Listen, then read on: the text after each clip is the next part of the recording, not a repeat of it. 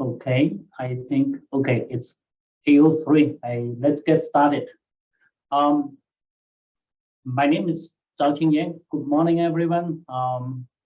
Or good afternoon, depends on where you are.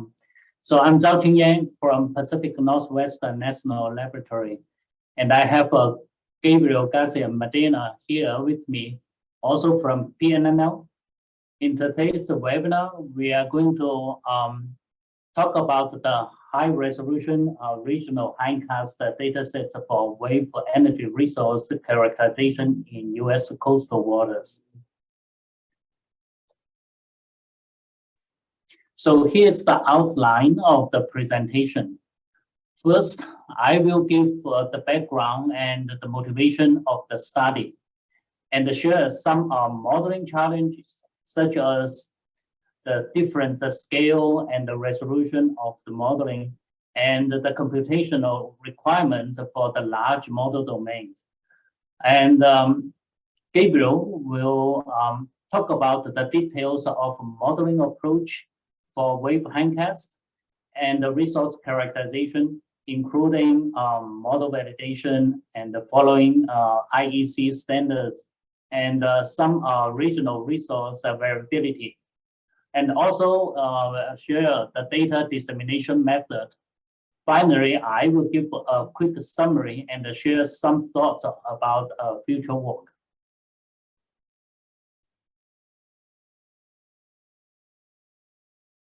So this slide shows a high-level summary of technical power potential in U.S. marine energy resources. The blue color represents the wave resource. As we can see, wave energy has the largest portion of marine energy in US. Therefore, it is very important to generate high-resolution, accurate wave hindcast data sets to support the industry for wave resource assessment and web project development in US coastal waters.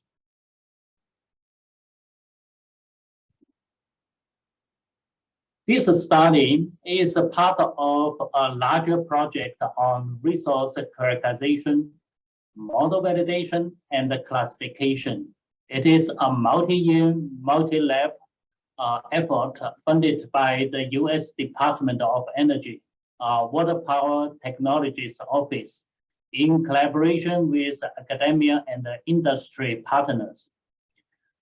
Specifically, PNNL and the Sandia National Labs lead the modeling development, simulations, and the resource characterization. The National Renewable Energy Lab leads the data dissemination, web-based processing of tools development, and field measurement. Next slide. So why we need to generate this high resolution regional wave hindcast data set? First of all, the previous national wave resource assessment was based on a very coarse resolution and a short period model outputs. So it has a high uncertainty in the result, especially in the nearshore areas, because it will not be able to resolve some of the details of bathymetry and geometry.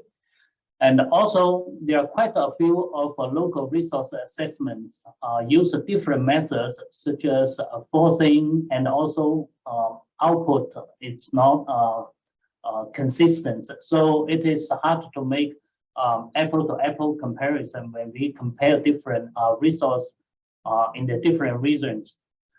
So there's a need to follow international standards to conducting the wave hindcast for resource characterization. So the high resolution and the long-term hindcast will improve the accuracy of resource characterization in the nearshore area, and also to conduct large wave simulations at the regional scale with a high resolution and a long period, high performance computing resource is required, and this is a capability that available in the national labs. Okay, so that allowed us to devote a massive extra computational time. We estimate roughly about 100 million CPU for this effort. This is spent for this effort. Finally, we would like to share the data to the public through Amazon Web Services. So this slide shows the hindcast domain for U.S. exclusive economic zone. It can be divided into 7 regions, and the total areas of EEZ are over 11 million square kilometers. So it is a very large domain.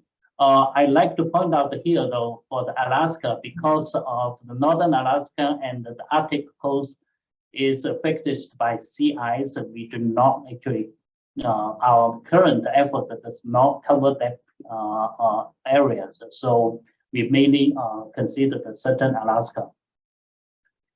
So I'm going to pass this to Gabriel to talk about some of the technical details and the resource characterization. Thanks, Zhaoqing.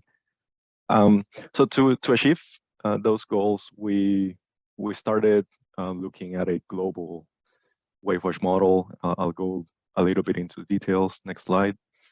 To dynamically downscale waves, we used a SWAN model with an unstructured grid approach, and that allowed us to be able to do high resolution hindcast where we need it, and also lower resolution where it was not needed to save some of the computational effort. We performed extensive model validation with all available buoys that were in the regions, and for regions that did not have buoys, we looked at satellite-based altimetry. Our wind forcing for all of the models as CFSR and CFSR version 2. And in Hawaii, there was a high-resolution wave, a WRF model that was forced by CFSR, so it was a consistent product with CFSR, and we used that for those islands. Starting with the global model, we had a great starting point with NOAA's hindcast.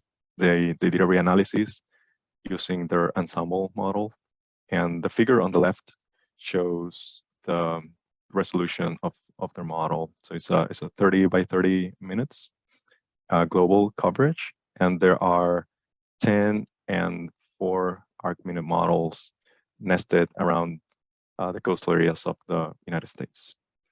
We took 2 approaches based on the ocean that we were at. In the Atlantic Ocean, the SWAN models were forced directly by the reanalysis using bulk parameters and estimating the spectrum, and this was done via a sensitivity analysis. And in the West Coast, we re-implemented the WaveWatch configuration and added a 10 arc-minute model and a 4 arc-minute model in the Central Pacific, and those domains are shown in the right. The reason we did that is because in the Pacific, there's multiple soil systems, so had to do some boundary conditions that were spectral, and adding those models nested into the NOAA ensemble provided a straightforward way of addressing it. When we re-implemented the model, we used the same forcing as NOAA. So it is, we strive for a consistent product whenever possible. So after executing the global model for 42 years, we were ready to force our nearshore models. The nearshore model development has a target resolution of 200 meters, and that's guided by the by our need to characterize the resources for wave energy. So that was the target for all the regions. But however, we also considered the intricacies of the different regions being such an extensive EEC. Regions have different characteristics.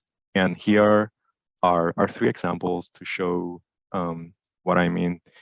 In the West Coast, it's shown on the left, is a mesh, and the mesh covers, in SWAN covers the entire EEC, it's 200 nautical miles, or around 370 kilometers from shore.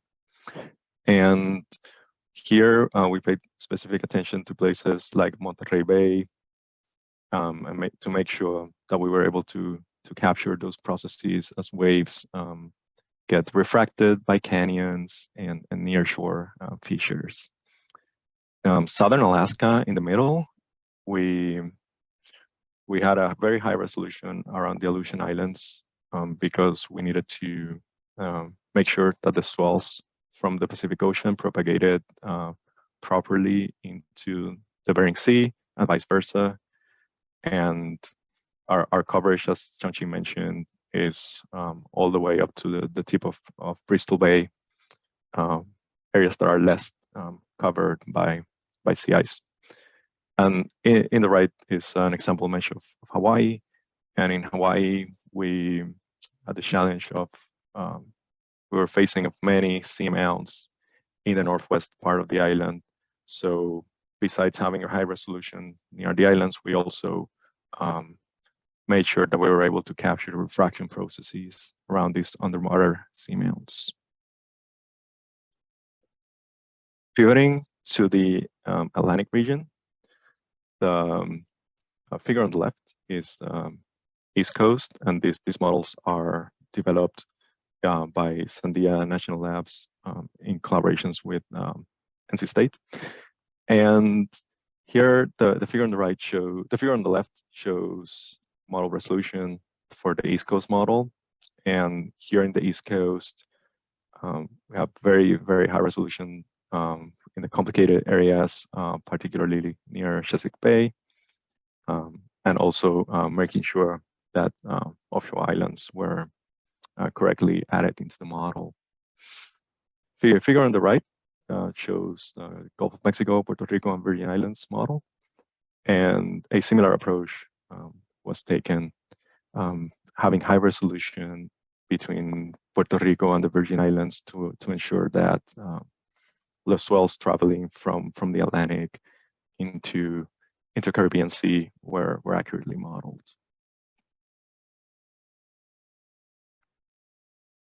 In terms of target, we were targeting the IEC Class 2 feasibility type of assessment. And the IEC has 3 classes of assessments. There's Class 1's rough global type of assessment, and a Class 2 requires a higher resolution and higher temporal output of the parameters, because that kind of assessment will allow you to look at project scale parameters, and that was our goal for this project. So here's a homologation table where here in the left is the criteria established by the IEC. In the middle column are the limits for a Class 2, and then in the right is the approach we took. We've already talked about resolution and output intervals. We output bulk parameters and all 6 IEC characterization parameters every 3 hours. And to achieve that, we coded them into SWAN and WaveWatch in order to have it computed at runtime and not having to store that many spectrum. Frequency bins, we use between 28 and 34. This was determined by convergence analysis. Same thing with directional resolution, different different characteristics require different directional beams. And these were all done with standard convergence analysis. The source terms are listed here, and this will be recorded. So if you're interested in seeing the details to reproduce this kind of study, it's all here in this table.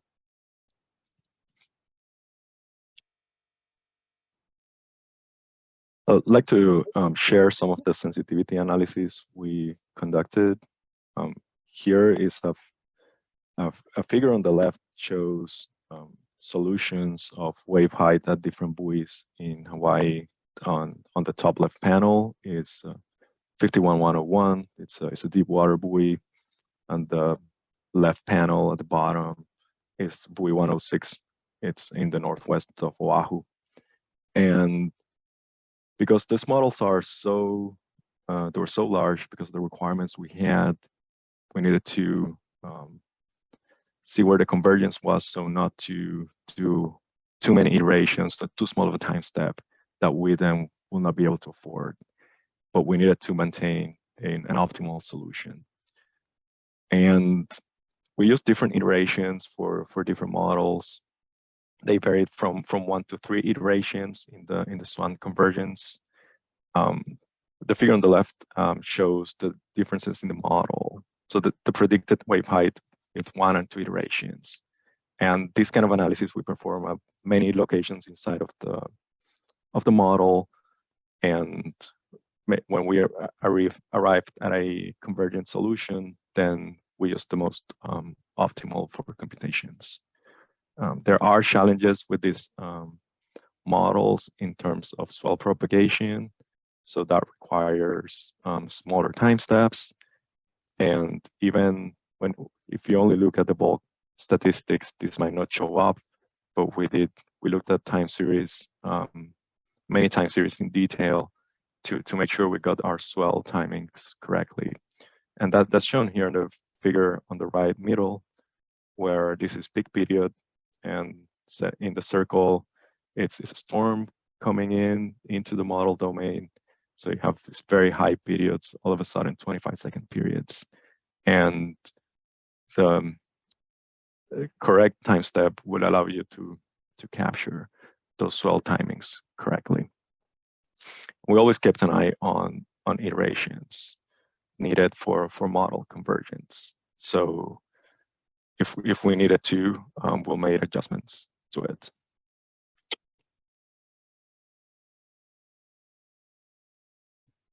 After this convergence analysis, we did extensive model validation. And here's a table showing how many buoys we used. In Alaska, there were 22. Some of the Pacific territories have less buoys. American Samoa, CNMI only 1.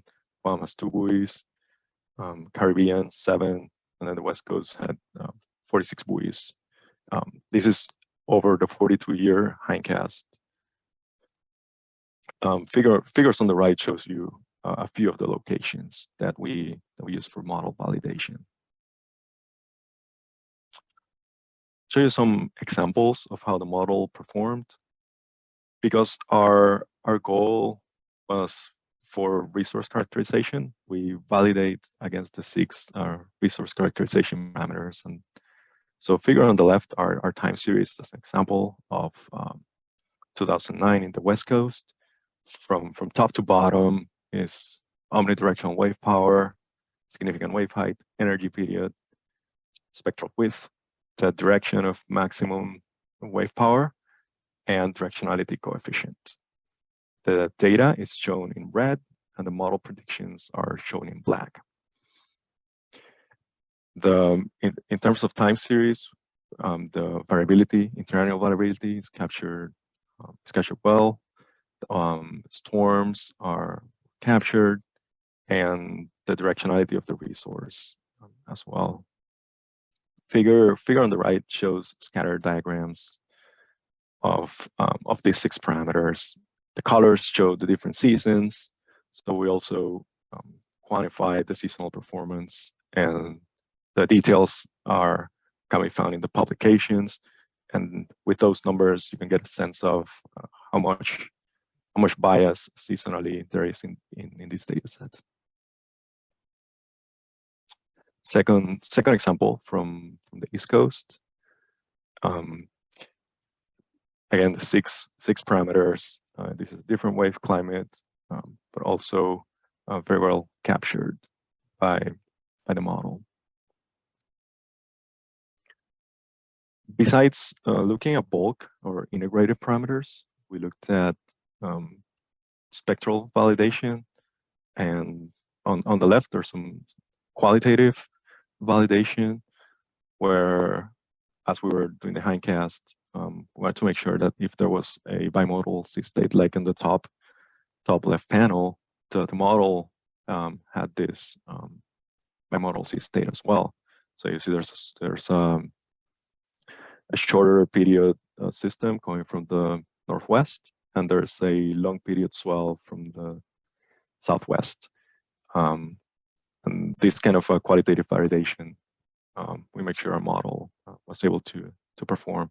On the right is a different way of looking at the spectrum. Here is sort of a Hofmahler diagram where you have period in the x-axis and date in the y-axis. Energy density is colored, and the arrows are the direction that the waves are traveling from, or traveling to, in each of the frequency bands or period bands in this case. Measurements on the left, hindcast on the right, and this is an example of Hawaii. So you see those very long period swells coming in quite often. As I mentioned before, not all regions had buoys, and we looked at altimetry and perform altimetry comparisons to quantify the model performance in these regions. So here are the US territories in the Pacific, and here on the left is CNMI and Guam. We have one model covering the two. There were 3 buoys there, and then the bottom is American Samoa. There was 1 buoy, but the other 5 islands did not have any. So we looked at altimetry. The way we approached it was binning the data every 0.2 degrees and covering the entire domain, and then performing bias and mean square comparisons in each of these bins. We implemented like a minimum of 200 to 250 observations so that the statistics were meaningful. Here are 2 examples to look at this spatial variability of the model performance. Looking at the top left is American Samoa root mean square error in significant wave height. We see overall a 30 centimeter root mean square error, with some locations in the lee side of the islands having higher errors. And we published all of these maps so that when you use the data at these locations, you get a sense of how much you need to bias correct or how to sensibly interpret the results. Biases in general in the central Pacific were low, the order of 10 centimeters or less. And in CNMI and Guam, the root mean square errors were also in the 30 centimeter range. I'd like to spend some time and show you a few examples of how we've used this data set and see how the resource was modeled. So here are 2 examples, one from the East Coast on the left and one from the West Coast on the right. If we look at the west, the map is showing average omnidirectional wave power from the hindcast, and then the panel B, so the second from the left, shows a longshore varying omnidirectional wave power at different distances from shore. And because of the way we modeled the resource, we're able to identify points of high high resource or low resource, and long-term variability that will help in project siting and device design. Another example of those advantages is on the right, where in California, there are many canyons approaching very close to shore. And in distances as short as 10 kilometers, you have very different resource. And with this model, we're able to quantify it. It's different not only in the amount of power, as you see from the age here is a 50 kilowatt per meter wave power, and the C is around 20, but also the directional characteristics are different. And all data to perform this kind of analysis is available online.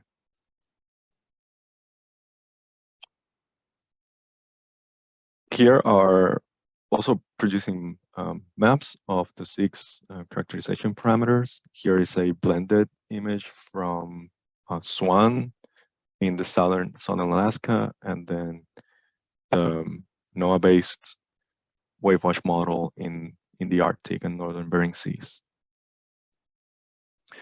These maps serve to identify suitable locations, and also these maps are available via the ImageKey Atlas, and I'll mention that a little bit later. So taking a step back, this is the average omnidirectional wave power of all the Pacific territories on the left. And I think this figure shows the value that these high resolution models can provide. So looking, for example, at Hawaii, you see how the resource is very variable in the lee side of the islands versus the windward side. Also, the northwestern islands have a much stronger resource.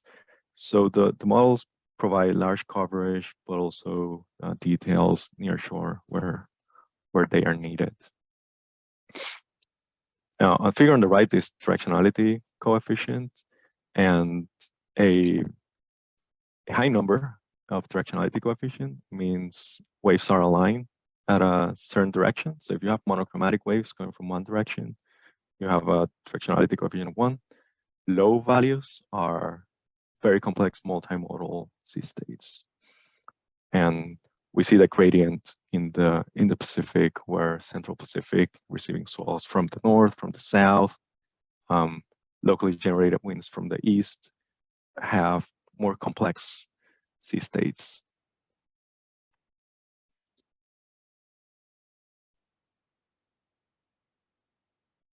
We also started looking at variabilities on seasonal and decadal of the resource. Figure on the left shows omnidirectional wave power monthly averaged, and so we have Washington, Oregon, and the Northern California, Southern California in the bottom row. And these variabilities in the resource even have a latitudinal signal where Oregon and Washington, very energetic winters, summers have a much smaller resource. The variabilities in Southern California are less. The resource is also more moderate. So this, with the data, we're able to make those analyses. Because we have a 42-year time series, we can start looking at correlations with major climate indices. This has, in the past, it's been shown that El Nino influences the wave patterns in the Pacific. So with that knowledge, we wanted to make sure that our model was doing it as well. So this serves as some sort of a validation of the long trends that should be present based on previous studies.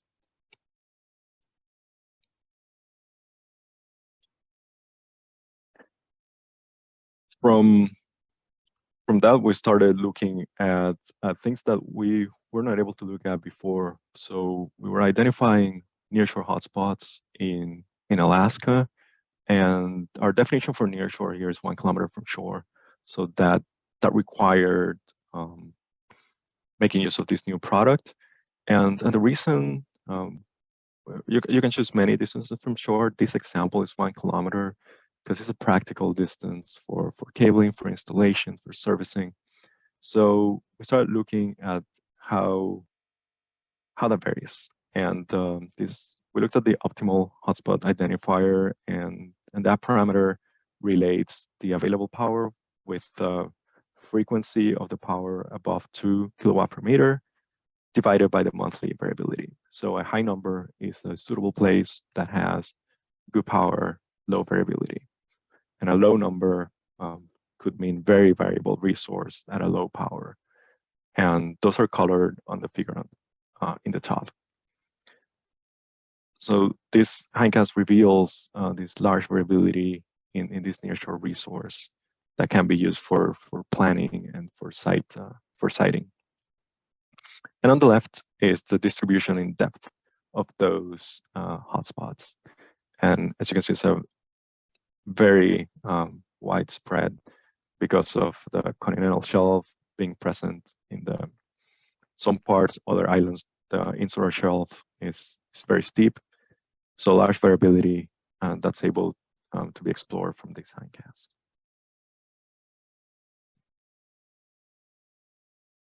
And this is a final example of the information we started to gather from the hindcast.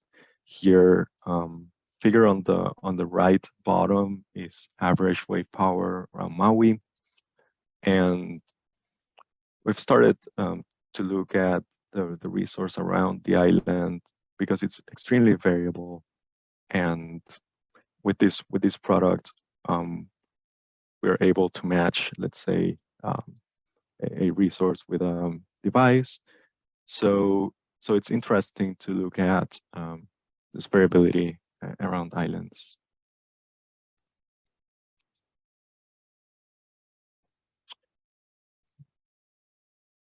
Let's pivot now to what's being stored and what's available for use online. So we stored these 6 resource parameters, IC resource parameters over the entire domain at a 3-hour interval. And this is computational domain over all of the SWAN models. There's spectral output at all buoy stations for validation, for extension of records. And also there are spectra at virtual buoys. So models are very big, so we selected distance from shore as a parameter to select points to store. So we store data at 2 and 5 kilometers from shore. And here are examples. The bottom left is Alaska, and then the bottom right is Guam. And all of these are spectra collected over 42 years.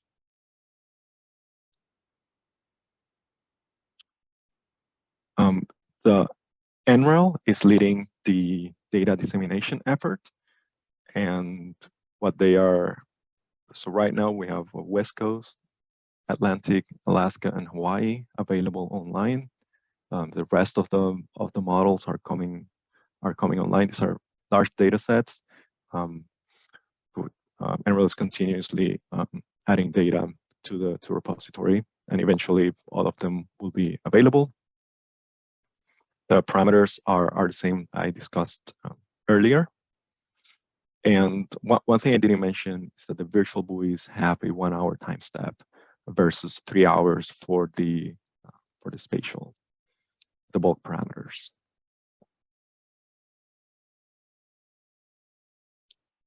There are a few ways to access the data. There's free access on the Amazon Web Services. So the website is listed here. And there also be access through MHKit and the Marine Energy Atlas. So if you want to want to see more of the details, there was a webinar hosted by NREL last month. I left the link here. It was recorded and it's on their YouTube channel to look at the details of how to access the data. There are examples. If you go into the registry, opendata.aws, you'll see some examples of how to access it as well. And Katie Peterson from NREL is also putting together a how-to download the data, and that will be really soon. We'll let you all know once that's out.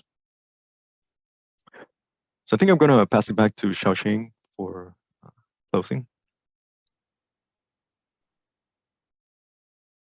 Okay, thank you, Gabriel. So here is just a quick summary. Okay, so this study really produced high quality wave hindcast datasets for wave resource characterization at the regional scale with very high resolution down to like 200 meters in the nearshore region, and for a long period, right, from 1979 to 2020, so 42-year period. So now that's available to the public. And we will continue to improve the models, including incorporating new wind products when available. We understand, NOAA it's continue to improve the wind field. There's also regional effort by academia to develop downscale high resolution wind field. So for those areas that we have a wind field, better wind field, we will continue to incorporate that to the new model simulations. We'll also like to, some other areas for improvement include large wave of prediction that is still remaining as one of the biggest challenge, and also include the sea ice effect at the high latitude of the region. We also like to look into the long-term trends of wave resources because we have decades of data set, right? And calculate the environmental contours in the nearshore areas, and also see how we can better apply this data set to support like the powering blue economy and the coastal resilience applications. So next slide, and that's my summary. And this is a list of relevant publications through this effort. And for people who are interested, you can go to look at those, read those papers. Okay, and this presentation will be made available to everyone, so you can reference to those papers. So finally, we would like to thank our sponsor, the Water Power Technologies Office, to support this effort, and many of our collaborators throughout of this project. So that's the end of our presentation, and thank you. We are happy to answer any questions you may have. All right, thank you. So your first question, is there any plan to upgrade to a time interval relevant to electricity markets, 1 hour or even 15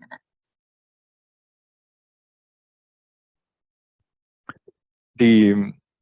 Yeah, thanks for the question. The spectral data are every hour, and that can be used to generate like an hourly type of time series. Relating that with the global bulk parameter data set. But at the moment, if you're asking for the bulk parameter, we're not planning on rerunning it for hourly outputs. But you'll find there's a lot of hourly data from the virtual stations.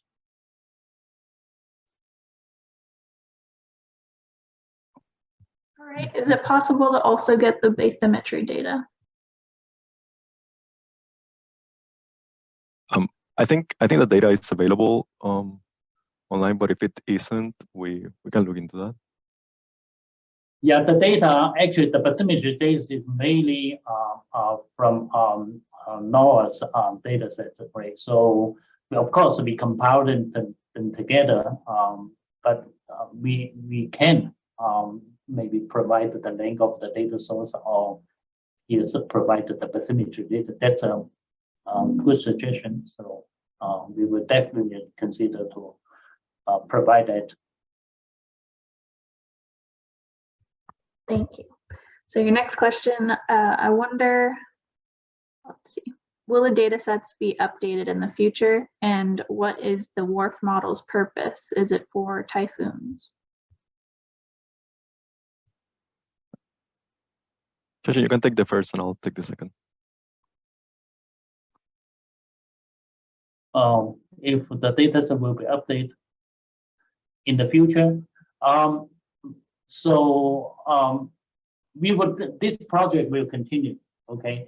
And ideally, we would like to update with a certain time period, right? We are not going to do just every year, but definitely, for example, like 2 to 5 years, we will probably do a simulation. But yeah, we definitely like to continue to produce the data set up to the present. So, but at what time interval, that of course remains to be continued discussed with DOE and funding support and so forth. So, because this is still even for a 1 year simulation for all the regions, if we want to do it together, it's still very, very expensive. So this has been like 5 years effort from the beginning to up to now.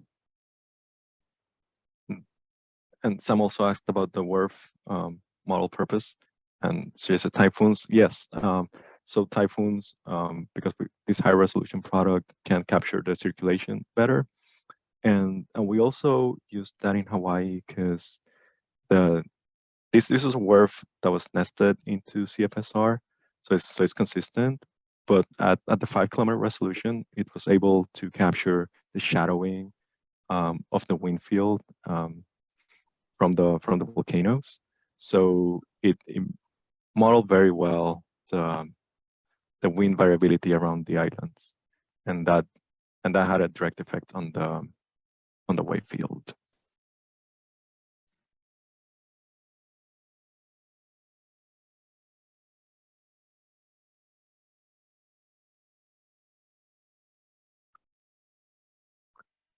Yeah, Gabriel, see there's a comment. Yes, I'm seeing. Ben, thank you for the comment. We actually had not looked at that product, but we will. I'll put that on the list. Do you know when that's gonna be available? Oh, see it here. Yeah. Awesome. Okay, that's great. Yeah, I'll definitely add that. Yeah, we really try to look into spatial variability, right, or the accuracy. Even though in some of the region we have a lot of buoy data, but it's still important to see, especially we simulate the wave field in the large domain. So the altimetry data will become very, very useful to look at the model accuracy and the credibility. Thank you.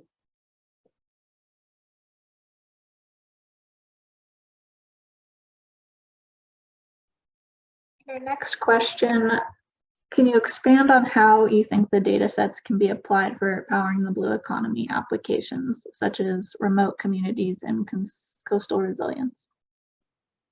Yeah, this is a very good question because there's a lot of interest right now in terms of powering blue economy, right? And there is also indeed from public, there's question about whether this data set can be used for other purpose, not just for marine energy. So in general, yes, because we produce the data at the resolution of 200 meters, right? So in most of the region or areas, I think this is definitely suitable to support the powering blue economy applications. However, for some of the regions, we may not have enough accuracy in some of the Bay areas because this is not because of the resolution of the model or the model capability, but more because of wind. So wind field, we need to have accurate wind field in those areas. And so when we apply this data to the remote community, we need to be careful. So yeah, it's a good question, but we just need to look into those areas and maybe some of further refinement or using a better wind field to regenerate those resources in those areas. So probably it's needed. So, but for most of the part, I think so.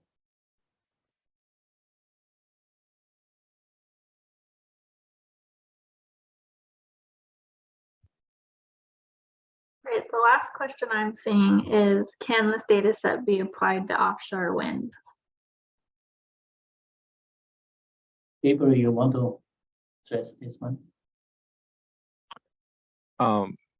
Yeah, I think so all of the least areas in the BOEM has identified, we cover in this hindcast. So for loading analysis, it can definitely be applied. Sandia National Labs is leading the effort on using this data set to come up with extreme values. So in that sense, it can. And I think we're also involved in offshore wind projects where this can be used as a bottom boundary for the wind models for characterization purposes. So you can get roughness, surface roughness characteristics from these models. Yeah.